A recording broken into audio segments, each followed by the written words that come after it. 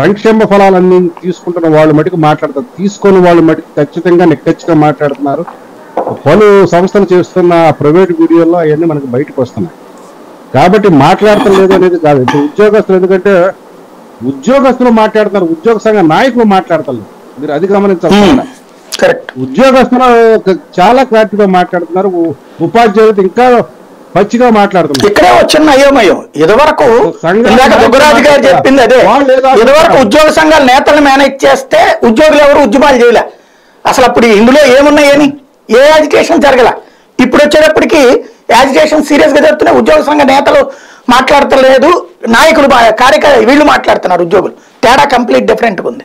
ఉద్యోగులు మాట్లాడుతున్నారు ఎందుకంటే ఉద్యోగ సంఘ నాయకులు ఉద్యోగుల యొక్క ఆశలను దెబ్బకొట్టారు, వాళ్ళ యొక్క కళలను చిత్రం చేశారు. వాళ్ళ నాయకత్వ అమ్ముడుపోయేతారని వాళ్ళు నిర్లజ్జగా చూపించుకున్నారు. అది ఎవరు బాగున్నారంటారా?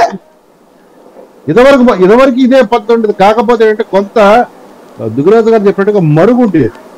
అంతా గజికట్టి నాట్యం ఆడుతుంది. అంతా ఎవరెవరు ఏంటనేది అందరూ స్పష్టంగా మాట్లాడుతున్నారు, ఉద్యోగస్తుల వరకు, ఉద్యోగ సంఘాల నాయకుల వరకు. కాబట్టి ఉద్యోగ సంఘ నాయకులు కూడా వాళ్ళు మొక్కలు చాటేసి పరిస్థితికి వచ్చారు.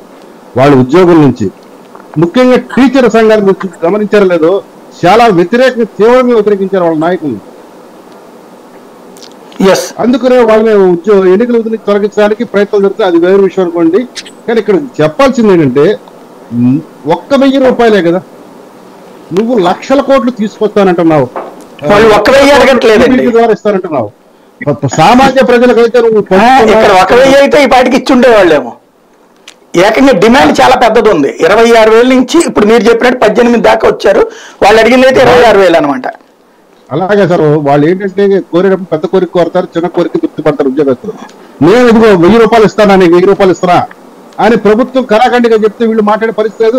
ప్రజలు కూడా ఆలోచిస్తారు, అవును అతను ఎన్నికల్లో 1,000 రూపాయలు ప్రామిస్ చేశాడు, మీరు 1,000 రూపాయలు తీసుకుని చేయాలి. పాలాభిషేకాలు అయిన తర్వాత చేస్తారేమో, పాలాభిషేకాలకు ప్రిపేర్ చేసి.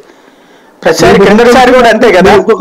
మీరు ఇంకొక విషయం గమనించారా లేదు, గతంలో ఉద్యోగస్తులు టీచర్లు సమ్మె చేస్తున్నప్పుడు ప్రజల నుంచి సహకారం రాలా. అవును, ప్రజల నుంచి సహకారం రాలా. ఇప్పుడు కూడాను నిజంగా జగన్ రెడ్డి తెలియగలవాడైతే ఆ 1,000 రూపాయలు శాంక్షన్ చేసేస్తే వీళ్ళకి మాట్లాడే స్కోప్. ప్రజలు అంటారు కదా, నువ్వు అడిగిన అతను ఇచ్చిన ప్రామిస్ ఫుల్ఫిల్ చేసుకున్నాడు, నువ్వు ఎందుకు ఉద్యోగం చేయాలని అడుగుతుంది, నిలదీస్తారు కదా.